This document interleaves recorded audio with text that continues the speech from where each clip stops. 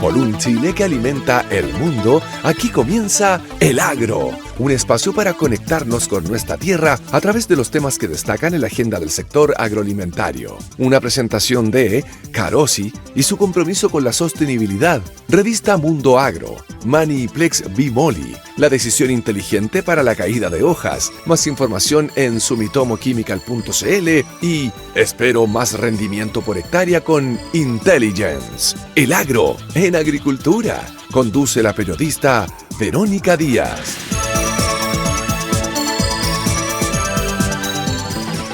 ¿Cómo están? Bienvenidos al Agro. Aquí estamos iniciando un nuevo programa junto a ustedes en esta semana, que es una semana que ha sido media corta para algunos, pero normal para otros. Depende si se han tomado o no este viernes. Pero nosotros nos volvemos a encontrar como siempre a esta hora junto a ustedes. Y por cierto, agradecemos su compañía y también la de nuestros auspiciadores que hacen posible este contacto. Así es que como siempre, como ustedes saben, vamos a saludar primero que todo a nuestros auspiciadores. Saludamos a Carls, a Stoller, Sumitomo, Human Innovation, Semillas KWS y Carosi. Muchas gracias, muchas gracias Maniplex Bemoli, que nos recomienda hacer del huerto la envidia del sector con una gestión inteligente de la caída de las hojas. Ya saben, elegir Sumitomo Chemical es una cuestión de filosofía. Y vamos a comenzar con un tema que ya está siendo casi como común, diría yo, porque la agricultura ha implementado la tecnología y ha ido avanzando en ese terreno importante. Hemos visto y conocido varias iniciativas, pero me imagino yo que cada vez son mucho más las posibilidades que nos ofrece justamente la inteligencia artificial. Estamos en el mes del medio ambiente y justamente por ello queremos hablar sobre los cuidados del planeta. Y uno de ellos es el cuidado del agua en medio de esta crisis hídrica del país. ¿Cómo lo podemos hacer? Queremos hablar sobre riego tecnificado. Estamos con Cristóbal Rivas, gerente general de Wisecon, aquí en nuestro estudio. Una empresa chilena de tecnología de riego inteligente que potencia la agricultura sostenible a través de soluciones de riego de precisión. Decía yo que hemos conocido ya varias iniciativas en este sentido, pero vamos a ver en qué se diferencia Wisecon y desde hace cuánto tiempo. ¿Cómo estás, Cristóbal? Gusto de saludarte. Hola, muchas gracias. Bienvenido al Agro. Muchas gracias. ¿Qué ofrece exactamente Wisecon en términos de tecnología de riego inteligente? ¿Cómo funciona esta plataforma de gestión de riego? Mira, nosotros desarrollamos ya hace 18 años, y hace 10 años con la tecnología que utilizamos actualmente, desarrollamos unos equipos, computadores de campo que se instalan y se comunican de manera inalámbrica y ellos están monitoreando lo que sucede en el campo, monitoreando el clima, monitoreando la humedad del suelo y también monitoreando cómo se está haciendo el riego. Y a través del mismo sistema, el agricultor, a través de su celular, a través de una página web, accede a esta información, tiene todos los indicadores y puede, sobre todo, ir aprendiendo de su campo, de la historia, lo que hace bien, lo que hace mal, y tomando las decisiones en particular, la más relevante en este sentido es el riego. ¿Cuándo regar? ¿Cuánto regar? Entonces se cierra el lazo, monitorear el clima, monitorear la humedad del suelo y determinar cuándo hay que regar. Y nuestro sistema, la gracia es que tenemos una patente que hace que el riego, además, sea súper eficiente y efectivo. Aunque esto ocurre todo esto pasa por internet, el sistema es inteligente y si es que se cae internet porque no hay celular en ese momento, lo que sea, el sistema igual se hace cargo de lo que está pasando, se ejecuta el riego de manera correcta y después el agricultor recibe un reporte de lo que sucedió y se inicia el ciclo de nuevo. Y puede ir tomando la decisión de cuándo regar de nuevo y esto, junto al sistema y el agricultor van aprendiendo una manera de ejecutar el riego de la manera más correcta. Así ahorra agua, ahorra mano de obra y ahorra fertilizantes, ¿ya? Pero lo más importante, la verdad que te diría que los agricultores, lo que más les interesa esto es poder tener un cultivo más sano y por lo tanto tener una mayor y mejor producción. Cristóbal, cuando uno piensa en la implementación de todas estas tecnologías y herramientas que nos favorecen, digamos, el riego en este caso, desde... A ver, hablemos el antes, el durante y el post. Este funcionamiento comienza con primero tener las métricas, los parámetros, los pronósticos del tiempo, todo eso antes, ¿verdad? Exacto. Ya, eso te lo entrega El sistema está midiendo el clima, está midiendo la humedad del suelo y y en base también a eso se programa el riego. y en base a eso se determina cuándo y cuánto regar. O sea, voy a regar mañana, voy a regar pasado mañana, está muy húmedo, esperamos un día más y después cuánto regar. Vamos a regar 5 milímetros, 10 milímetros, o 2 horas, 4 horas. Ya. Y de esa manera se hace el riego preciso. O sea, no se le da más agua, no se le da menos y las plantas con eso están en un óptimo estado y la producción se mejora. Ya, pero en base a esas métricas, el agricultor en el fondo va cambiando, porque evidentemente que para el verano se regará más, para invierno Sí, se regará. y una semana en el verano no es igual que la siguiente. Ahora imagínate con el clima como está cambiando. En el verano, claro, Sí. en Curicó, en pleno verano, los días son todos calurosos, más o menos se puede proyectar, pero el riego, por ejemplo, de las temporadas como la primavera, cuando las plantas se están activando, es súper importante. Y ahí el clima sí cambia mucho, puede estar lloviendo en primavera, puede hacer mucho frío, Sí. mucho calor, y hacerlo de manera correcta y no quedarse como la mayoría de los agricultores. La verdad es que sin un sistema así, regan como por libro, como le decimos nosotros, o sea, regamos 4 horas día por medio, y Oye, eso no es óptimo. y ahora qué increíble, porque hemos hablado tanto en este programa de cómo está cambiando el clima. Ahora hay lluvias en menos tiempo, más intensas, entonces es de una poca certeza, digamos, absoluta. Así es. Y el sistema en el fondo te va ayudando a hacerse cargo, o sea, cómo va a venir la temporada hacia el final de la temporada o cómo va a venir la próxima temporada no lo sabemos, pero se puede ir ajustando. La persona, como te digo, va aprendiendo. Si Correcto. esta semana llovió un poco más, hizo más calor, todo esto se mezcla también con el estado fenológico de las plantas, o sea, si está en floración, si ya está con el fruto maduro, no hay que regarla igual en una instancia u otra. Hay Correcto. fruta que tú la riegas demasiado, las cerezas, y se parte. ¿No? ¿Se has visto esas cerezas partidas en el supermercado? Esas porque en un periodo particular se regaron demasiado. Entonces los agricultores tienen que saber llevar las riendas de esto de manera correcta y eso solo se puede hacer con información correcta. Con Si no, información correcta. efectivamente vas a quedar regando como por libro y la probabilidad que te pases con el Sí, agua no, es ya, alta. y ya a estas alturas, teniendo casi todas las herramientas como impensable, ¿cómo lo monitorean? Esto viene después, ya Sí. una vez que, ¿cómo lo monitorean? Bueno, o sea, nosotros trabajamos muy de la mano con las empresas de riego. Nosotros somos la parte que le agrega la inteligencia Ya. al sistema de riego. Entonces, el sistema de riego tiene que ser preciso, tiene que estar bien Perfecto. instalado. Y Ya. nosotros, junto con las empresas Ya. de riego, instalamos los caudalímetros, los sensores de presión, Ya. se monitorea el pH, la conductividad eléctrica del agua para saber que el fertilizante se agregó de la manera correcta, en la disolución correcta. Entonces, ahí se cierra el lazo. O sea, yo digo voy a regar 4 horas, que deberían ser, te voy a inventar, 5 milímetros de agua, pero después pudo haber un problema, la bomba no funcionó, se regó un poco menos y el sistema te reporta, te dice no pudimos regar, corrijamos en el siguiente riego o no se corrige y lo corregimos antes. Todo eso se va haciendo con la instalación de este sistema de monitoreo y control que hacemos nosotros, pero también, o sea, en el fondo, sensores que se tienen que conectar. ¿Y eso lo instalan ustedes también? Ya. Lo instalamos nosotros y lo instalamos. Toda la instalación en verdad la hacen nuestros partners, que son un montón de empresas de riego que están certificadas por nosotros para poder hacer esto. Ocurre que esto está intrínsecamente ligado al sistema de riego. Eso es las bombas, los filtros, las válvulas. Y ellos son los que finalmente nosotros le damos la inteligencia. Es como el tablero de control del auto, pero el auto Absolutamente. aquí es súper importante que esté bien tuneado. Y nosotros trabajamos para que eso, un sistema de riego, por ejemplo, después de 2 o 3 años, es esperable que no tenga la misma performance que tenía al principio. La mayoría de los agricultores, si no está midiendo, cree que el sistema le sigue funcionando igual en el año 5 o 7, y eso no es así. Entonces, con las mediciones correctas se va aprendiendo, se va corrigiendo, se puede ir arreglando las bombas, se pueden ir tomando decisiones para que esto esté corriendo como corresponde y el riego sea el más eficiente posible. Me queda súper clarísimo.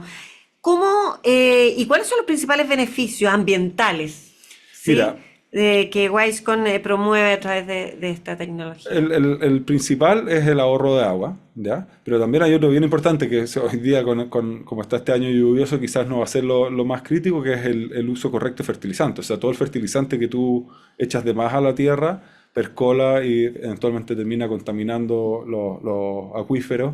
Entonces es súper importante para el bienestar de la naturaleza que el fertilizante que se ponga sea el correcto y no haya de más, porque eso tiene un impacto en la naturaleza. Claro, y a su vez, en el fondo, una agricultura sostenible, me imagino que impacta positivamente, sí, en la generación del uso eficiente de agua. Así es. ¿Qué papel juega la automatización basada en la nube en las soluciones de Wisecon y cómo ayuda a optimizar los recursos como fertilizante, energía y mano de obra también?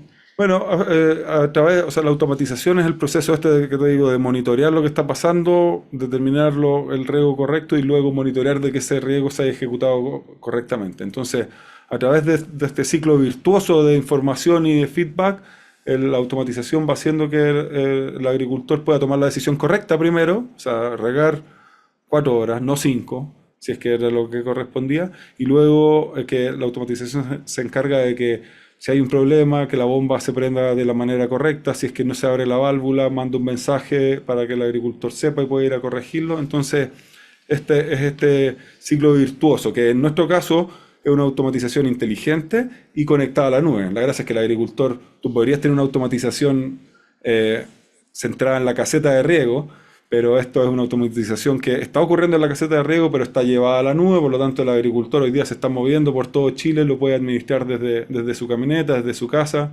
Tenemos muchos agricultores que tienen varios campos, uno en Curicó, otro en Talca, y no pueden estar en todos los lugares al mismo tiempo. Claro. Y de esta manera, por ejemplo, el agricultor o el jefe puede estar mirando lo que está pasando, pero los encargados de riego son los que están ejecutando esto en cada lugar. Entonces se produce una interacción que de otra manera, la verdad es que no ocurría. En los campos que no tienen automatización, el jefe dice, oiga, reguemos 4 horas mañana.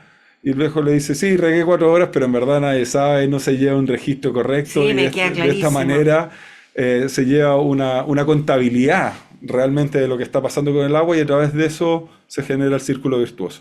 Estamos conversando con Cristóbal Rivas, gerente general de Wisecon. Aquí en el agro vamos a hacer la primera pausa de hoy. Volvemos de inmediato. Por un Chile que alimenta al mundo, estamos presentando El Agro en Agricultura con la periodista Verónica Díaz.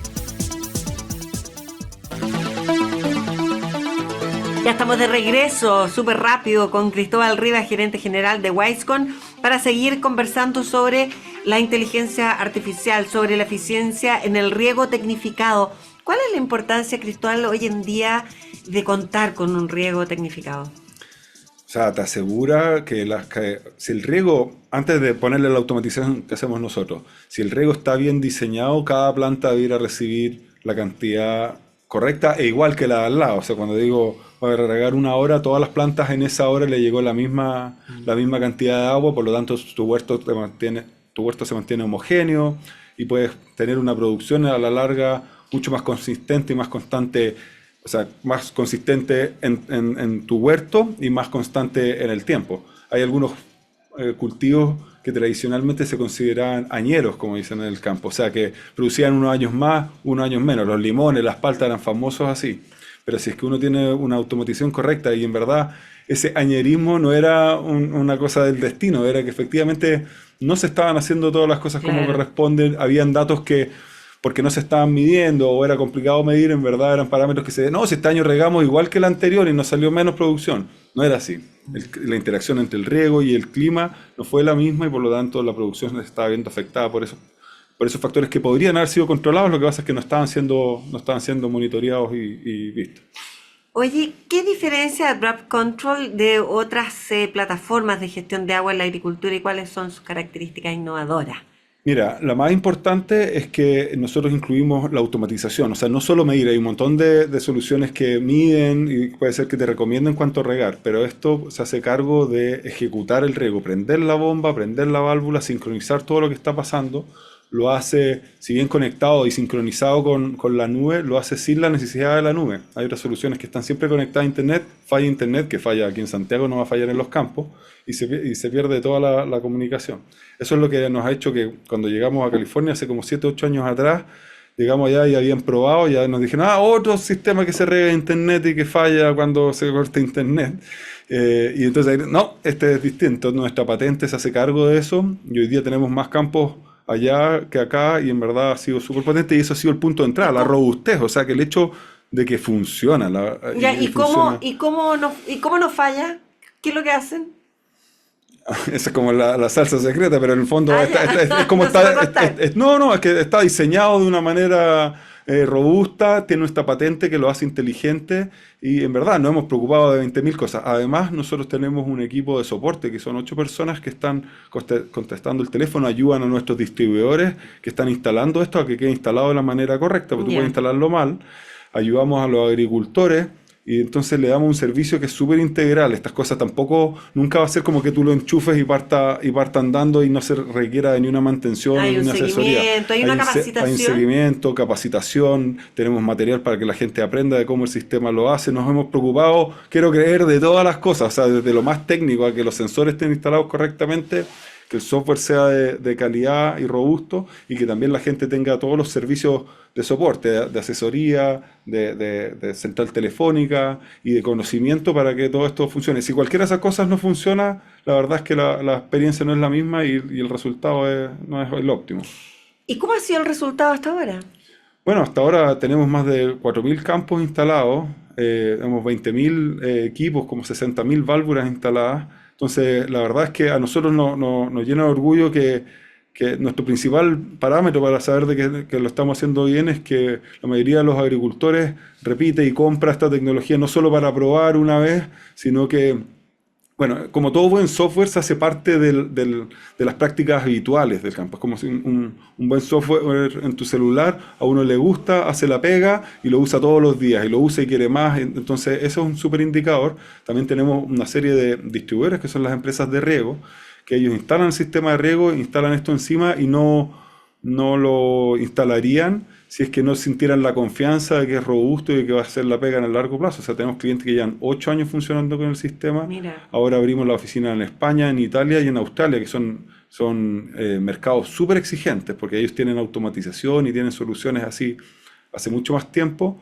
Y estamos teniendo una adopción también súper comparable a la que hay en California y en Chile. Y esa es la principal forma de medirlo. Hay un montón de soluciones que se instalan y después quedan abandonadas, no se utilizan. La tecnología no es un tema de comprar la tecnología, es un tema de adoptarla y hacerlo que sea parte de los procesos del día a día, y eso es donde yo creo que hemos sido más exitosos. Ya, y mencionaste California, ¿sí? O estos otros países donde han abierto oficinas, ¿qué experiencia recogen de ahí, Cristóbal, en cuanto a implementación, en cuanto a hacer las cosas de la misma manera? O acá en Chile, dada la geografía, es muy distinto. Sí, bueno, cada mercado es súper distinto. En Chile tiene una geografía bien complicada para poder solucionar cualquiera de estos tipos de problemas. Acá también tenemos cultivos hasta la cordillera. Hasta la cordillera, la falda de los cerros, que eso no es tan común en esos otros lugares. California, el Central Valley, donde se produce el grueso de la agricultura, es súper plano. Pero fíjate que se producen algunas curiosidades. Cuando llegamos allá, nosotros pensábamos que esto iba a estar, ya toda la gente iba a estar regando desde el celular, están al lado de Silicon Valley y todo eso.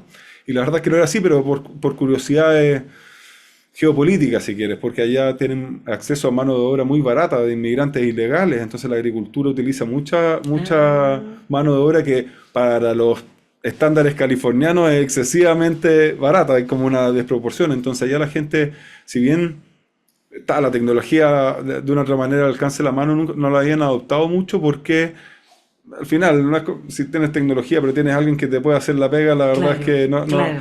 Y además que habían tenido esta experiencia de que tampoco funcionaba tan bien, entonces si es que no funcionaba tan bien, prefiero tener aquí Cacerrero, cuchillo de palo. Exacto. Qué divertido. Entonces, y eso fue un poquito, al principio fue como... Esa es la impresión de ustedes. Claro, y fue como que tuvimos que luchar contra esa impresión que ellos ya tenían. Decían, o sea, si no lo pudieron solucionar estas otras empresas de Israel y de España, y tenemos acceso a mano de obra barata y llegaron estos chilenos aquí a ofrecernos esto, fue un poquito cuesta arriba. Pero finalmente, bueno, a esfuerzo y probando que la tecnología había sido desarrollada a conciencia y no una tecnología que adaptamos y que trajimos de otro lado y le hicimos, nosotros la diseñamos acá desde cero. Mira. Pensando en la agricultura y pensando en la agricultura de Chile, de California, la agricultura mundial. También no se puede hacer, es difícil y es poco, digamos, económicamente sensato desarrollar tecnología solo para el mercado chileno, no sería negocio, la verdad. Claro. Entonces, sabiendo eso, que es un error bastante común, pensar de que el mercado chileno alcanza para sostener, hay algunas empresas, desarrollar tecnología y software es más o menos difícil. Entonces lo desarrollamos al tiro pensando en que esto puede ser una solución que que sirva en todo el mundo en la parte donde la agricultura es significativa. Entonces, Y justamente eso te quería preguntar, ¿hay algunos cultivos que son más beneficiados por este tipo de tecnología o no? sí, mira, en general nosotros vamos muy de la mano con el riego tecnificado, el riego por goteo, el riego por microaspersión, y son los mismos cultivos que utilizan esas tecnologías de riego las que se benefician de esto. En Chile hay mucho en cerezos, en berries como el arándano, paltos, limones.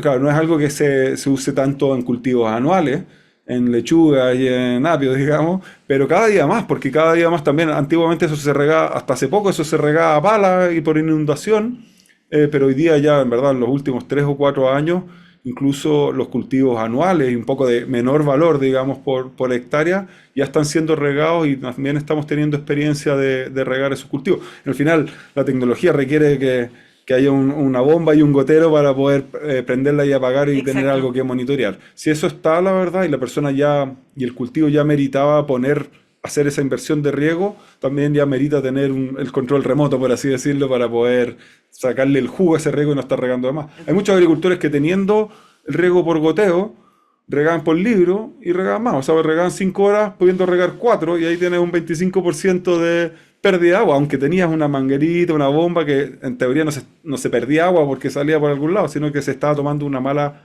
decisión de riego por Exactamente. carecer de la información correcta. Claro, me queda clarísimo. Cristóbal Ría, gerente general de Wisecon, muchas gracias por haber conversado con nosotros, por habernos contado de Drop Control. Me imagino yo que en el futuro hay muchos planes de, sí, bueno, sigue la innovación, parece que no Sí, para, la investigación, el desarrollo, la tecnología y la expansión geográfica, quizá ahora son 3, 4 países. tenemos oficina en 4 países, pero estamos presentes vendiendo en más de 20 Ah, ya para esta altura. Y mira. siempre estamos sacando productos nuevos y estamos adaptándonos también a ¿Dónde, los diferentes dónde lugares. los encuentran?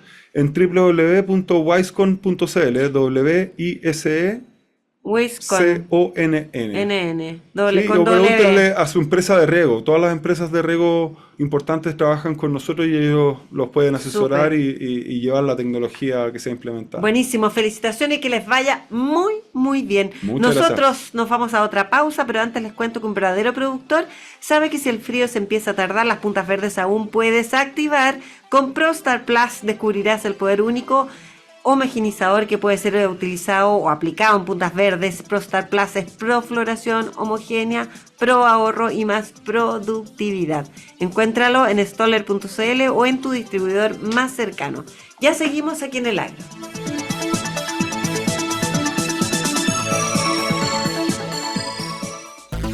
Por un Chile que alimenta al mundo, estamos presentando El Agro en Agricultura con la periodista Verónica Díaz.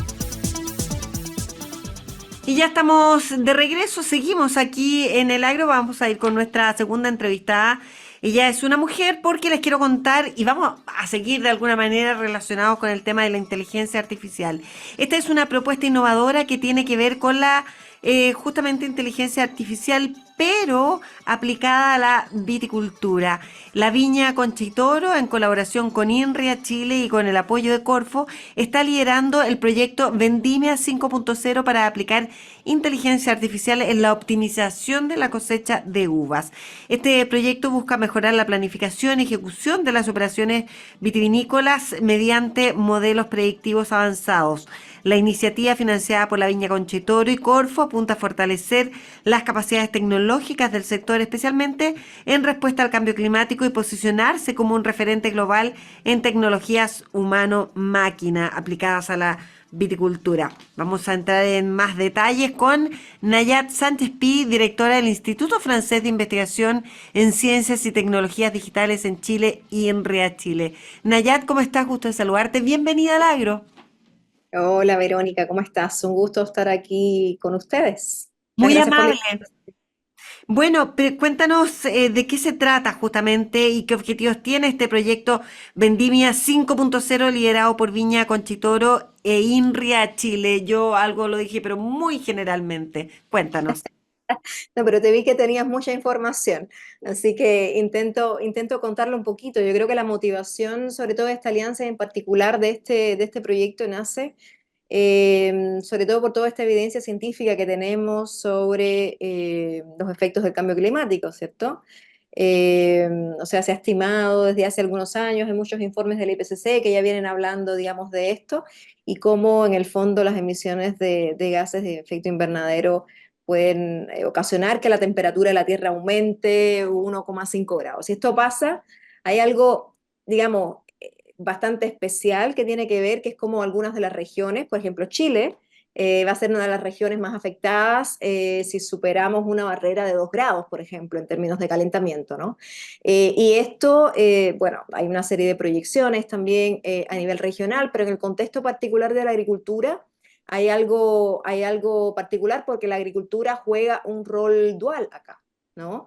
No solo es responsable por una parte de las importantes emisiones de gases con efecto invernadero en la atmósfera, pero también, y también puede contribuir a su mitigación, pero también es que la segunda razón es porque la capacidad de producir alimentos, ¿no?, que tenemos para la población y de exportar en un contexto de cambio climático dependerá fundamentalmente de la capacidad que vamos a tener para mantener o incrementar la productividad primaria de estos suelos. Entonces, bajo toda esa motivación es que nace este proyecto que en el fondo tiene, bueno, un objetivo bastante amplio, que es impulsar en el contexto de la industria vitivinícola cómo podemos usar tecnologías digitales para mejorar todo este proceso y optimizar todo este proceso, Ya. ¿ya? Y de alguna manera indirecta contribuir a minimizar, digamos, estos efectos. ¿Y cómo?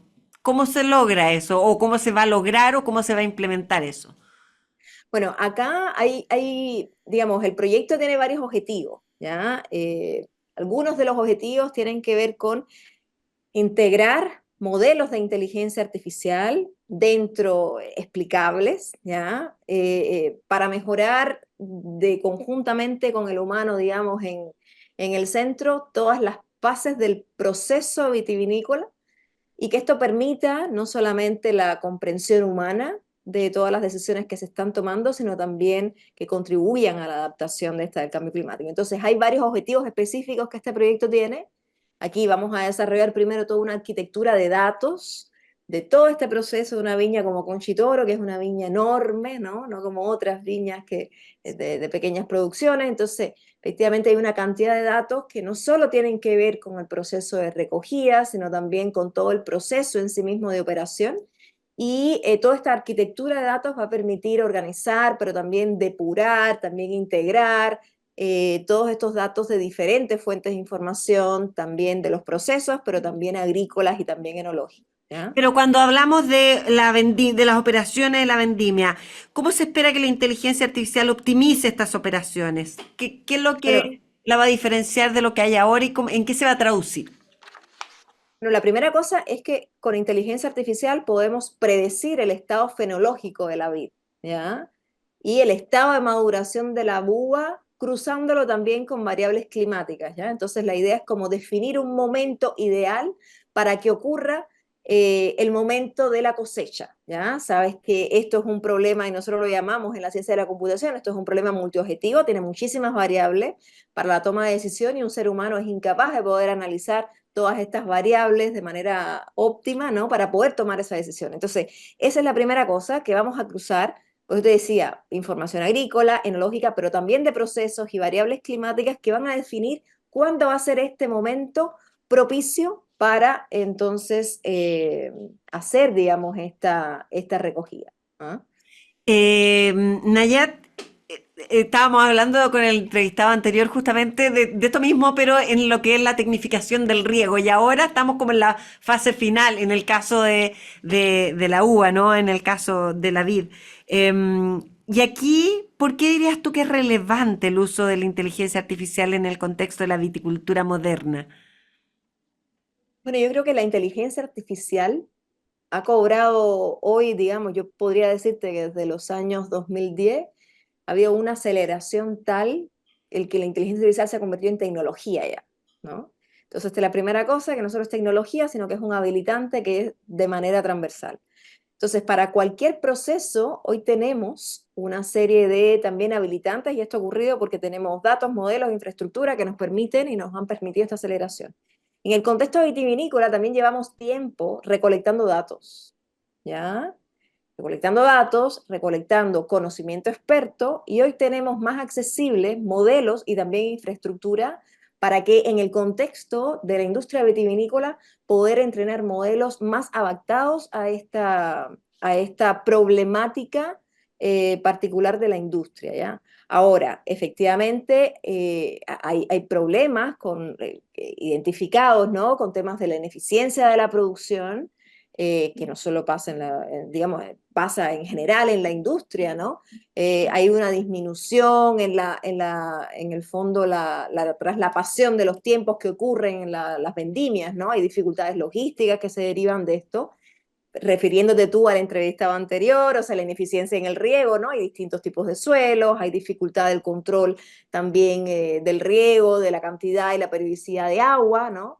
Pero hay también una incertidumbre con relación a la propia receta, ¿no? Del vino que se va a producir en estas viñas, ¿no? Porque tiene que ver también con la interacción de algunos indicadores con los resultados y también con la medición eficiente de todo ese proceso. Pero lo que es común a todo esto es que suele pasar que faltan datos y falta la analítica de los mismos. Es fácil hacer la inteligencia artificial cuando tenemos muchos datos. En contextos de pocos conjuntos de datos es cuando necesitamos efectivamente más ciencia y más investigación en inteligencia artificial. Esto suele pasar además en casi todos los contextos industriales.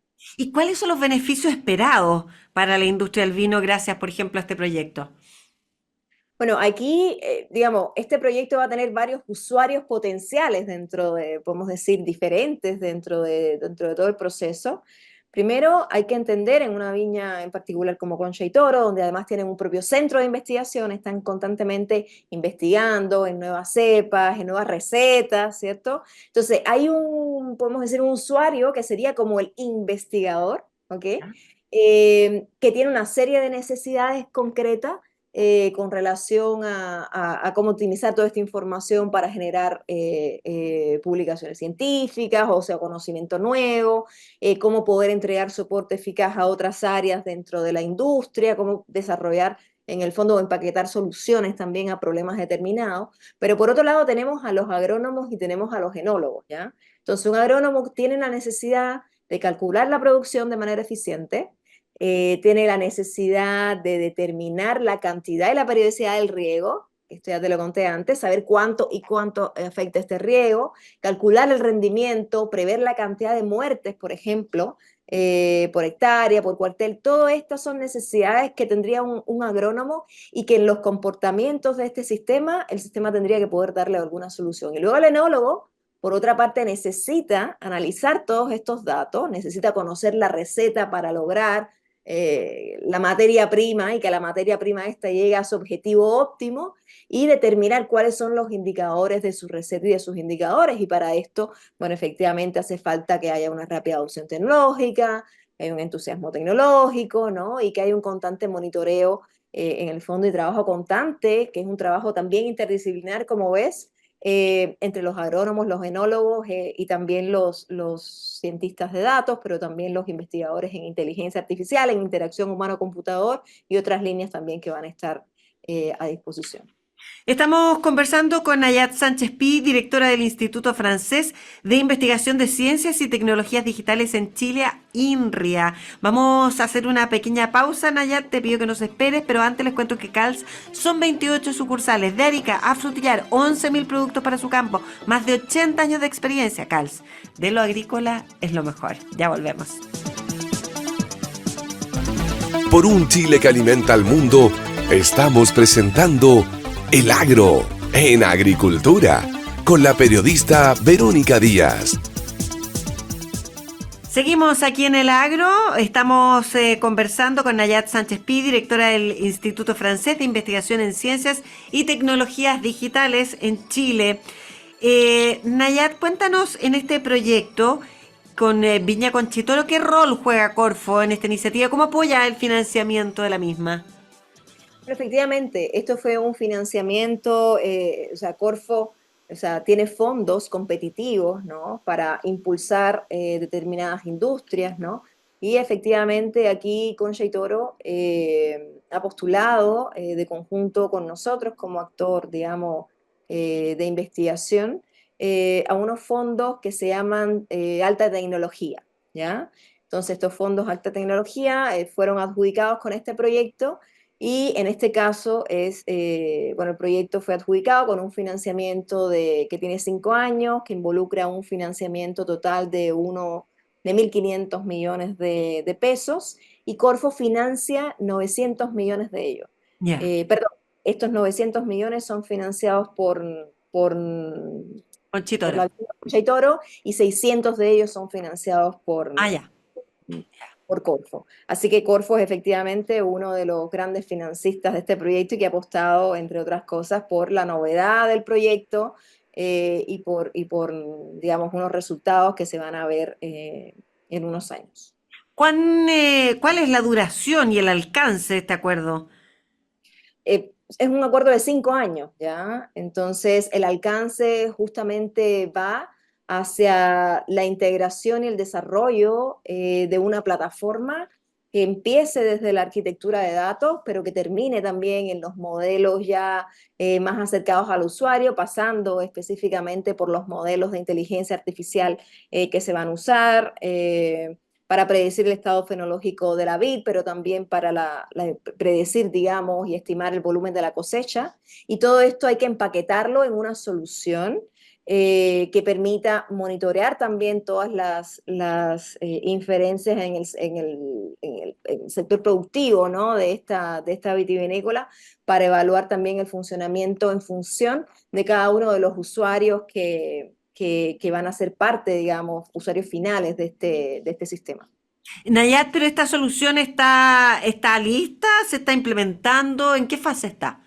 No, el proyecto recién Recién, comienza. ya, Recién perfecto. comienza, así que tenemos 5 años por delante de trabajo. Efectivamente, hay hitos intermediarios y pruebas de concepto que se van a ir liberando, pero efectivamente, o sea, es un espacio de trabajo de 5 años.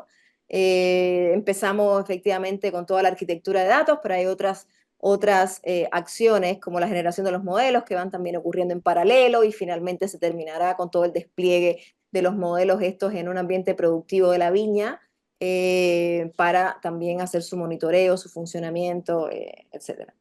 Tengo entendido que hay iniciativas similares en otros países, no es la única, pero ¿qué diferencia este proyecto de otras iniciativas en este sentido? Bueno, nosotros hicimos un levantamiento y una revisión del estado del arte en este sentido, bastante extensa, y si bien vimos que hay algunas iniciativas aisladas, ¿ya? En la industria, en particular, por ejemplo, pues en Francia, ninguna de ellas promovía la novedad de intentar en un mismo proyecto y en una misma solución eh, tener la ambición, ¿ya? De manejar tantas fuentes de datos en primer caso, Ya. ¿ya? Esto es algo que es bastante complejo, van a ser datos meteorológicos, de presión, temperatura, radiación solar, humedad, velocidad del viento, temperatura, precipitaciones, todo esto, imágenes satelitales de diferentes fuentes, análisis de nutrientes, ¿ya? Que no son menores, y todos los registros históricos de los rendimientos por hectárea, las fechas de las cosechas, los árboles por hectáreas y todo esto que tiene que ver con modelos donde se van a fusionar todo esto para crear algo que tome en cuenta toda esta información que proviene de todos estos datos y poder sacar en el fondo insights o sea, que sean significativos en el fondo para la toma de decisión, que es lo que queremos, digamos, al final. ¿Mm? Cuéntame cómo se espera que este proyecto fortalezca la posición de Chile, ya a nivel de industria vitivinícola a nivel mundial. Bueno, pues a través de sus resultados. Esperamos que efectivamente no solo se contribuya a posicionar también a la viña Concha y Toro como una viña innovadora, sino también a que esto contribuya también a toda la industria vitivinícola de Chile.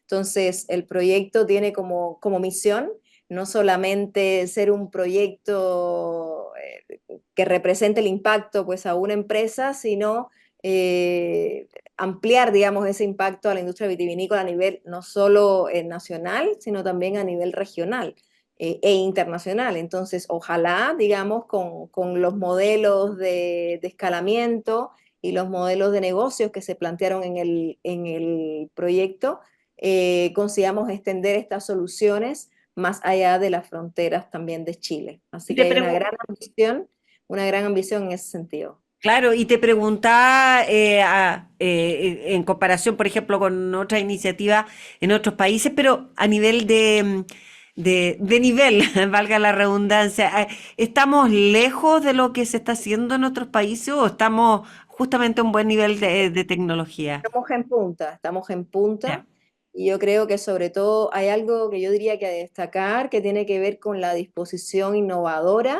también de las empresas a invertir en investigación y desarrollo. Estos son productos que en el fondo tienen un riesgo tecnológico que tienen que asumirse. O sea, el Estado en este caso a través de la Corfo asume una parte, pero efectivamente hay una gran inversión detrás de este proyecto que viene desde la empresa, en este caso de Conchitoro, que es más de la mitad de todo el financiamiento del proyecto, y esto representa en el fondo y dice un poco del comprometimiento con la inversión en I+D y con el reconocimiento que en el fondo la vía para tener un impacto a mediano y largo plazo es justamente en la inversión en investigación y desarrollo. Así que yo creo que en el fondo es un buen ejemplo también para el ecosistema público-privado en estas alianzas academia-industria, y que ojalá sirva de ejemplo también para reforzar, digamos, a otras industrias en que estas alianzas sí sirven, ¿no? Más allá para construir, digamos, soluciones concretas y particulares para impactar en ecosistemas, ¿no? Como este, digamos, a nivel general. Nayat, hablamos de esta alianza, sí, entre Viña Conchitoro, con la colaboración de INRIA Chile y el apoyo de Corfo. En este minutito, en estos 2 minutitos que nos quedan, cuéntame un poquito de INRIA Chile, porque a lo mejor a mucha gente no le suena el Instituto Francés, ¿verdad?, de Investigación en Ciencias y Tecnologías Digitales en Chile. ¿Hace cuánto tiempo está en nuestro país? ¿Qué proyectos y políticas apoya? Un poquito cuéntanos de INRIA para Bueno, terminar. pues sí, gracias ahí por el espacio para contarles un poquito de INRIA. INRIA es el Instituto Nacional Público Francés de Investigación en Ciencias y Tecnologías Digitales. INRIA tiene un rol muy importante en Francia, al ser un instituto público, o sea, coordina el Plan Nacional de Inteligencia Artificial en Francia, es un instituto que tiene más de 50 años de creación, somos casi 4.000 investigadores en Francia, y está, podemos decir, al brazo, digamos, de todo el Estado francés para todo lo que es la política digital nacional, ¿ya? Así coordina la Política Nacional de Inteligencia Artificial y además la agencia de programa más recientemente digital de toda Francia. Dicho esto, en Chile llegamos hace 12 años, justamente a propósito de una llamada de centros de excelencia internacionales que la Corfo lanzó en el año 2009, y nos instalamos en Chile desde 2012. Desde entonces operamos un poco la cooperación franco-chilena en ciencias digitales y en particular también en inteligencia artificial, y más recientemente tenemos una alianza con el Ministerio de Ciencia y en particular también con apoyo de la NID para dinamizar este ecosistema burbujeante también en Chile después de algunos años y creciente, y esperamos en el fondo en un año más estar creciendo, digamos, esa colaboración y ampliándola a objetivos más ambiciosos con relación a la conexión de ambos ecosistemas en inteligencia artificial. ¿Y Así cómo ves que a nuestro país en esta materia? ¿Con mucho potencial o estamos muy atrasados? con mucho potencial, porque primero tiene un liderazgo regional bastante importante, no solo local. O sea, tiene, yo diría, varios hitos con relación al posicionamiento de Chile que lo marcan, no solo con su estrategia nacional de inteligencia artificial, con la revisión de este plan y la política, ¿no?, de inteligencia artificial, pero también el rol de coordinación que lleva a nivel regional a propósito de valores con relación a la inteligencia artificial, valores éticos, valores de responsabilidad, etcétera, y más recientemente promoviendo un espacio en ese mismo sentido, el proyecto de ley de regulación de la inteligencia artificial, que fue también promovido por el Ministerio de Ciencia. Yo creo que hay un espacio también de liderazgo, y eso hace que no solamente por las capacidades científicas que también existen en Chile y que se han ido estructurando desde hace un tiempo, sino también porque hay muchísimas empresas que ya están trabajando en Chile en inteligencia artificial. Nayat Sánchez Pi, directora del Instituto Francés de Investigación en Ciencias de Tecnología y Tecnologías Digitales en Chile, INRIA Chile, muchas gracias por haber conversado con nosotros aquí en El Agro. Ha sido un gusto. Que tengas un buen fin de semana. Muchísimas gracias de nuevo por la invitación. Ha sido un gusto. Hasta luego. Igualmente, nos vamos a separar, pero antes les cuento que para Carosi es muy importante la agricultura local sostenible y el trabajo colaborativo para crecer junto a nuestros agricultores. Ya volvemos. Por un Chile que alimenta al mundo, estamos presentando El Agro en Agricultura con la periodista Verónica Díaz. Estamos de regreso aquí en El Agro en este fin de semana que ha sido para algunos fin de semana largo y vamos a hablar de la situación de los embalses en Chile porque refleja un panorama variable y crucial para la gestión hídrica del país. En regiones como la Metropolitana y Valparaíso, embalses como el Yeso y los Aromos registran niveles históricamente altos, asegurando un suministro estable de agua para el resto del año. En contraste, la región de Coquimbo aún enfrenta desafíos significativos con la mayoría de los embalses mostrando una disminución preocupante respecto al año anterior, a pesar de que ha habido bastante lluvia. Bueno, estas son parte de las conclusiones, ¿verdad?, de un estudio realizado por el Centro de Agua y Observatorio Climático de la Universidad de San Sebastián. Y queremos saber cómo ha aportado las lluvias de las últimas semanas. Lo vamos a ver si ha cambiado con esto el panorama. Se lo vamos a preguntar a Federico Errázuriz-Tagle, director justamente del Centro de Aguas de la USS. Federico, ¿cómo estás? Gracias por acompañarnos aquí en El Agro. Bienvenido. Muchas gracias, Verónica. Bueno, ¿qué diferencias han podido ustedes evidenciar entre los embalses de las distintas regiones a propósito de este estudio que realizaron en el Centro de Agua y el Observatorio Climático de la Universidad? Bueno, lo primero que podemos destacar es que vemos que los embalses de distintas regiones obviamente se han comportado de manera distinta. Ya. Hemos tenido el otoño más lluvioso desde hace muchos años y eso nos ha permitido que formalmente ni siquiera empieza el invierno y en muchos embalses ya estamos en una condición bastante buena de llenado sobre el 60-70%, y particularmente relevante los dos que mencionabas tú al inicio, que son el embalse Los Aromos y el embalse El Yeso, que ambos son el abastecimiento o son donde guardamos el abastecimiento de agua potable para dos grandes ciudades de Chile. Claro, Santiago y Valparaíso. Así Eh, es. Ahora, el tema es el siguiente. ¿Qué importancia tiene los embalses como reservorios de agua potable? A ver, para estas dos regiones, para estas dos ciudades es muy importante, muy, muy importante. O sea, Valparaíso en los años de sequía, el año 2021, por ejemplo, estuvo prácticamente a semanas de tener que racionar, perdón, el agua y limitar el consumo de agua por parte de una ciudad. Y eso es tremendamente impactante para todos los habitantes de dicha ciudad. La ciudad de Santiago, entiendo yo que no ha estado tan cerca, pero también hubo momentos en que la sanitaria se veía muy complicada de poder proveer el agua necesaria para todos los habitantes. Y eso ya sabemos que tiene otras consecuencias posteriores, o sea, sanitarias, sociales, políticas, etcétera. Y para el resto, ya, esa es esa agua que se destina para el consumo humano. Pero en general, Federico, los embalses como reservas de agua también para la agricultura, por ejemplo, ahora, según el estudio, son distintos dependiendo de las ciudades, pero ha cambiado radicalmente el panorama, ¿sí? Respecto de lo que veníamos en años anteriores, una sequía en que hubo embalses que hasta o sea, no embalse, hubo lagos que hasta desaparecieron, lagunas. Efectivamente, o sea, a ver, en Chile tenemos una capacidad de embalse total acumulada de alrededor de 13.000 hectómetros cúbicos o 13.000 millones de metros cúbicos. Más de la mitad más cerca del 60%, es para embalses de generación eléctrica. Y ahí tenemos Rapel, tenemos el uso principal de la laguna El Laja, tenemos, por Colbún. supuesto, Colbún, Ralco, etcétera. Hay muchos. El resto, el segundo usuario principal de agua acumulada es la agricultura. Y Ya. ahí tenemos, por supuesto que también hay usos combinados, pero ahí tenemos todos los embalses de la región de Coquimbo, tenemos algunos embalses del Maule, el embalse Coihueco Ñuble, etcétera.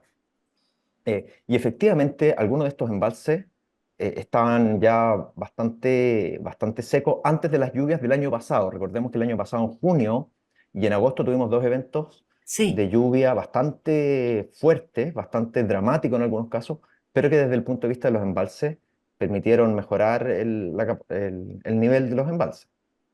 Ahora, ¿cuáles son los principales resultados que arroja este estudio? ¿Cuál es el diagnóstico que arroja ahora Federico en cuanto a que, por ejemplo, hay regiones, hay zonas que se encuentran todavía críticas? ¿A qué se le llama crítico? Porque uno puede pensar que a pesar de o que estas últimas lluvias han cambiado un poquito el panorama, dicen que va a seguir lloviendo.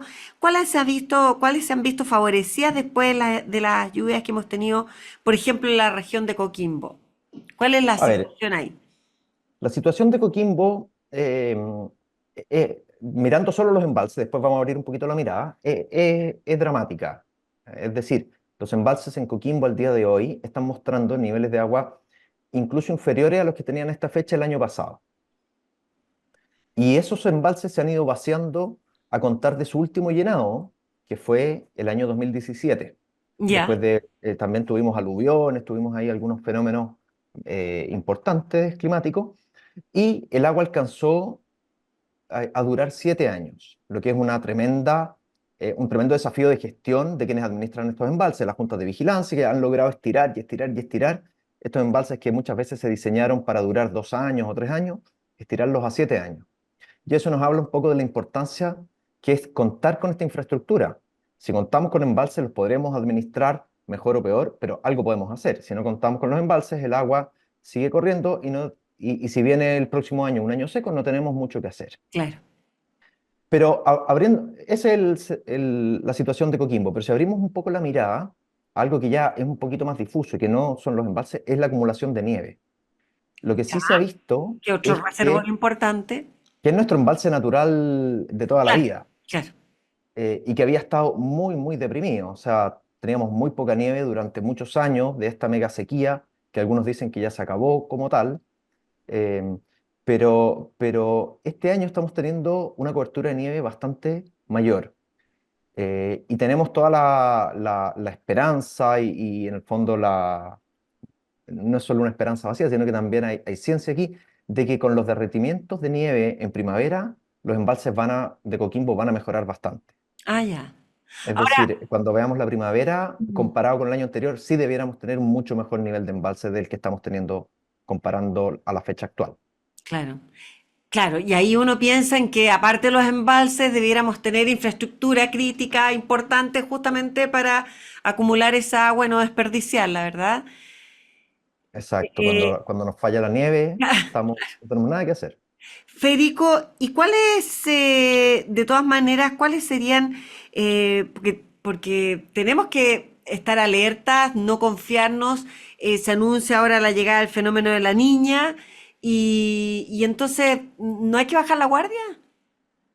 O sea, yo creo que no. Yo creo que, como te decía, ahí la otra vez veía unos titulares de personas diciendo, oye, la mega sequía se acabó. Probablemente desde un punto de vista formal uno puede decir, ya no estamos en sequía este año. A la fecha, al menos en Santiago, llevamos un promedio de lluvia sobre el año normal. Tenemos superávit de lluvia, cosa que no habíamos tenido hace muchos años. Pero nada nos garantiza que el próximo año Claro. vayamos a tener de nuevo lluvia. Si hay algo que nos ha enseñado el cambio climático, es que las variaciones son muy severas. Ya no tenemos estas tendencias de que lentamente empezamos a entrar a una sequía, podemos entrar a una sequía rápida. Por lo tanto, yo creo que efectivamente no podemos bajar la guardia, tenemos que seguir gestionando el agua. Yo creo que es lo más importante, gestionar los volúmenes que están disponibles. No porque este año se llene el embalse, vamos entonces a pensar que el otro año se nos va a llenar de nuevo. Deberíamos administrarlo pensando en dejar una reserva para el próximo año, ir así año a año, generando una cultura de ahorro de agua. ¿Tienen ustedes también, o no sé si es parte del estudio, pero han monitoreado, por ejemplo, lagunas, Carén, Aculeo, Bichuquén, lagos? ¿Han monitoreado un poquito también cuáles, si se han llenado, se han elevado su nivel? No, desde un punto de vista más bien científico, el estudio se basa, o más que científico, se basa en datos de las estaciones que tiene la Dirección General de Agua en la mayoría de los embalses de Chile. Ya. Por lo tanto, no hemos entrado en lagunas que son totalmente naturales. Hay Mm. lagunas como la Laguna del Laja, la Laguna del Maule, que sí tienen sistemas de monitoreo en línea y esos son parte del estudio. Pero Aculeo o Bichuquén, no los estudiamos. Federico, ¿qué impacto puede tener en la región metropolitana y Valparaíso el hecho de contar con embalses operando casi en su capacidad máxima? O sea, la primera es que le da un tremendo alivio a los habitantes y a las empresas sanitarias que operan en esas ciudades. O sea, compartir la temporada de estío o la temporada donde podríamos ver disminuir los caudales hacia marzo, abril del próximo año, con un embalse que está al 80%, al 70%, es radicalmente distinto que empezar esa temporada con el embalse al 30%. Y eso aleja, yo no me atrevo a decir una certeza absoluta, pero aleja muchísimo el fantasma de cualquier corte de agua y cualquier racionamiento en el uso del agua por parte de estas ciudades y que, como decíamos al principio, afectaría mucho a sus habitantes. Y en el caso de Coquimbo, ¿qué estrategias se pueden empezar a implementar para mejorar la gestión hídrica? Porque ahí todavía la cosa no está tan maravillosa. O sea, en Coquimbo, claro, tenemos un problema de acumulación. Yo siempre digo que Coquimbo, a nivel de gestión de agua, es como la punta de lanza en Chile. Es el lugar que tiene la mejor infraestructura de acumulación y tienen una larga tradición de manejo de agua. Han estado a las puertas del desierto durante mucho tiempo y por lo tanto yo creo que hay bastante buena gestión del agua en Coquimbo. Siempre se puede mejorar, siempre se puede avanzar en automatizar mejor las compuertas, contar con mejor información, monitorear de mejor manera los acuíferos, que yo creo que es una cosa que estamos al debe en Chile. Pero sin duda lo que ha pasado en Coquimbo en los últimos años es que se ha tenido que desviar mucha agua también para el uso humano. Y es prioridad y estamos todos de acuerdo en que sea prioridad, pero la prioridad en algún minuto va a tener otras consecuencias. Si vamos bajando mucho el agua disponible para la agricultura, vamos a tener un impacto significativo en todas las zonas rurales que dependen de la actividad económica que genera la agricultura. Por lo tanto, ahí hay que rebalancear quizás las prioridades en el sentido de, es importante el consumo humano, por supuesto, pero también es importante la producción de alimentos, es importante la mantención de una actividad económica viva y activa en toda la zona rural. Bueno, y en ese sentido, yo creo que a mí me produce esperanza ver que se está trabajando en una desaladora para garantizar y desacoplar el consumo humano de la conurbanación de La Serena y Coquimbo de la dependencia de las aguas continentales. Porque ahí sí que el drama, de nuevo, sería tremendo si todos esos habitantes no tienen agua para beber. Estamos conversando con Federico Errázuriz-Tagle, director del Centro de Aguas de la Universidad de San Sebastián. Vamos a hacer una pequeñísima pausa. Federico, te pido que nos esperes. A ustedes les recomiendo mantener su cultivo a prueba de heladas con CryoProtect, el antiheladas orgánico certificado por EcoCert. Encuéntralo en cryoprotect.cl. Volvemos de inmediato. Por un Chile que alimenta al mundo, estamos presentando El Agro en Agricultura con la periodista Verónica Díaz. Y seguimos aquí en El Agro. Estamos conversando con Federico Errázuriz-Tagle, director del Centro de Aguas de la Universidad de San Sebastián, a propósito de este estudio que realizó la universidad, básicamente el Centro de Agua y el Observatorio Climático de la Universidad de San Sebastián, respecto a la situación de los embalses en nuestro país.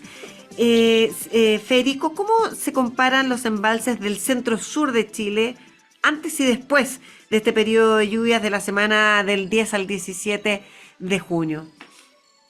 Bueno, Tenemos, a ver, en la zona centro tenemos dos embalses que ya lo hemos mencionado, que están un poquito ¿Sí? arrancados, que ¿Ya? son, digamos, el Yeso y los Aromos. Y ¿Ya? esos embalses están arrancados no solo por la precipitación que ha caído, sino que porque hace muchos meses se inició una gestión para llenarlos con aguas que eran de otros usos, principalmente del uso agrícola. Es decir, se derivaron aguas que eran para el uso agrícola al llenar estos embalses, pensando que era muy importante llegar al verano con estos embalses lo más llenos posible para evitar problemas en estas ciudades.